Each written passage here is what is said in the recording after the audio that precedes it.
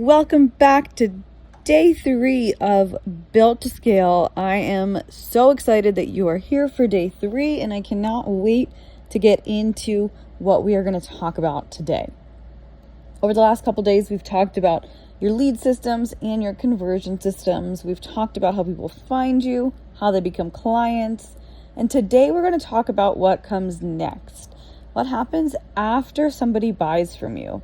And honestly, I think this is one of the biggest missed opportunities in most businesses, because most entrepreneurs spend all of their time focused on getting clients, getting more leads, creating more content, increasing visibility, improving conversion, making sales. But very few spend enough time thinking about what happens after the sale. And that's a big problem, because one-time clients create one-time revenue, and businesses truly scale when clients choose to stay. And when I say stay, I don't necessarily mean forever. I don't mean they need to be with you for years. I don't mean they need to buy the same exact thing repeatedly, but what I mean is, how do you keep clients inside of your offer ecosystem longer?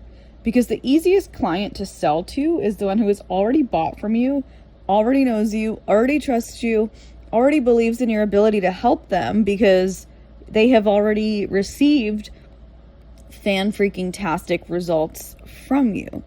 But most businesses treat the sale like it's the finish line.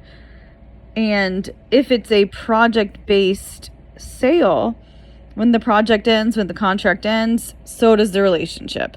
The next month starts, it's back to trying to find another client to fill in the lost revenue from that project wrapping up. And then another, and another, and another. And that's exhausting. And it's one of the reasons that growth sometimes feels way harder than it needs to, because you're constantly trying to refill a pot instead of filling it more and more and more as it stays steady where it's at. So a strong retention system is actually what helps you maximize the value of every client who enters your business. By continuing to help them solve problems. I want to make that clear. We're not here to just squeeze more money out of people for the hell of it. Like, that's not how we do business here in my world. But we help people to solve new problems, more advanced problems, as time goes by and as their level of expertise continues to increase. There are two big ways that retention happens. The first one is through renewal. It's the simplest form of retention. I mean, you know what that word means, you know what I'm about to say. A client stays in the same offer for longer. Maybe they renew their coaching contract for another 3 months. Maybe they're part of a membership and they sign on to stay longer. It's pretty simple what that all means. But the question behind it becomes, why would somebody stay? And usually the answer is pretty simple.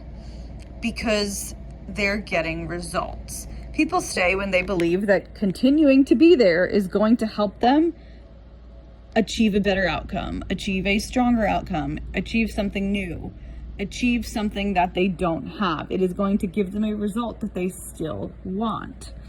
And that's one of the easiest ways to improve your retention, is to ask yourself, A, are my clients seeing progress? This should absolutely be a yes. And if it's not, you have work to do immediately. Next question. Do they actually recognize the progress that they are making? And if the answer is no, how can you help them to see that progress? How can you help them to see the difference between where they are now and where they were when they first showed up? And also, do they understand the value that they are receiving? And if not, how can you help them to see, understand, and believe in this value? Because sometimes clients leave because they're not getting results, which, fair enough, if they're not getting results, they should be leaving. But sometimes clients leave because they don't see the results that they're actually getting, and they don't understand the value that they're really getting. And it's on you to help them see that so that they will choose to stay longer. The second type of retention is a little bit different. This is where people ascend through your product suite, through your offer suite, into something different. And this is where things start to really get interesting, because most clients don't just have one problem. They have a series of problems. Or getting to solving one problem opens up the door to another problem. Let's say somebody hires a fitness coach because they want to lose weight. Eventually they lose the weight. Does that mean that they no longer need support? No, not necessarily. Now they need help maintaining the results. They need help building their strength, improving their performance. The problem that they have evolved, and so did the solution. The same thing happens in business. Somebody might hire a website designer because they need a website.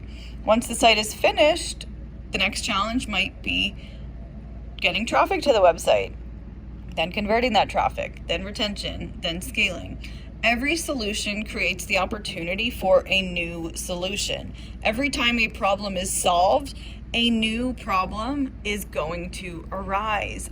That is how you help people ascend through your product suite, ascend through your offer suite. This is how you help people go from solving one problem in one program, one offer, to solving the new problem in a new program and a new offer.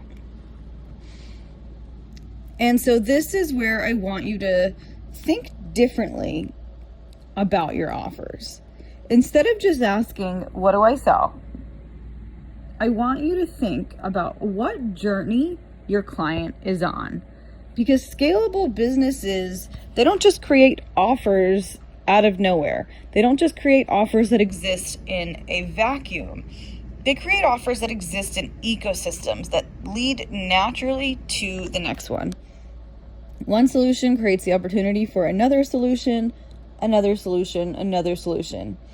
And it gives clients the opportunity to continue making progress without needing to start over somewhere else, without needing to find another coach who can help them to do things that you can also help them to do.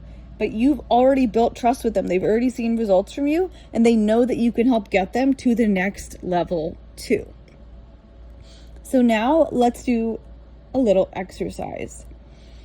I want you to write down your signature offer, your primary offer, whatever you want to consider it as is fine. Then I want you to answer these 4 questions. What problem does this offer solve? How could someone continue receiving value from this offer for longer? Once this problem is solved, what problem naturally comes next? And do I have a solution right now for that next problem? And don't worry if the answers aren't perfect here. We're just brainstorming. The goal is just to start thinking beyond the first transaction, because the first transaction is where most businesses stop. But we are not most businesses. This is where scalable businesses keep going, and this is the phase that we are in right now. Before we wrap up, I want to leave you with one final question and one last thing to think about. Looking at your last 5 clients that left, how many of them had a clear next step? Not a possible next step, a clear, logical, natural next step of something that they could do within your business already. And if the answer is very few, you've just uncovered one of the biggest growth opportunities. And that's amazing, because when someone has finished your program, you know exactly where they are, you know exactly what problem they have, and you probably already know how to solve that. You've probably already thought about this before. And now it's just putting it together and actually turning this into an offer. Because your growth doesn't always come from finding more clients. It needs to also come from serving your existing clients more deeply, from getting those repeat purchases, from getting people to stay in your world longer. Okay, this is how you actually scale when you're not refilling the pot over and over and over again. When the pot is overflowing because you have more clients coming in on top of the clients that you already have who are now staying longer. Okay? And if you're like, how in the hell am I going to serve all these clients?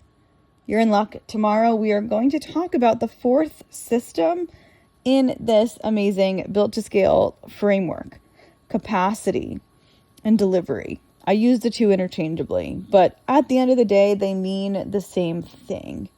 Because attracting clients, converting clients, and retaining clients, it's incredible. It's necessary. It's, the fuel that makes the business grow. But if every new client creates more work, more complexity, more dependence on you as the founder being there and working 24/7, obviously you're going to hit a ceiling. You're going to max out on time. You're going to run out of hours in the day to continue serving. So tomorrow we're going to talk about how to remove that block, and I cannot wait to see you then.